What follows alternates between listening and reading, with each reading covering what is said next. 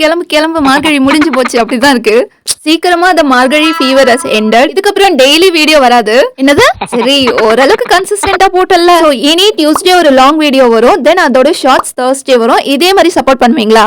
So நான் காட்டின மாதிரி டாட்ஸ் வச்சுட்டு அதுல 5x5 டாட்ஸ் பிரிச்சுக்கோங்க. அதுல அவுட்டர் லேயர் டாட்ஸ் விட்டுட்டோம்னா உள்ளுக்குள்ள 3x3 இருக்கும். அதுக்குள்ள இந்த 4 டாட் யூஸ் பண்ணி ஒரு பாக்ஸ் டிசைன் இந்த மாதிரி 4 சைடும் போட்டுட்டு அதுக்கு இன் பிட்வீன்லயும் போட்டுட்டு சென்டர்லயும் ஒன்னு போட்டுருங்க.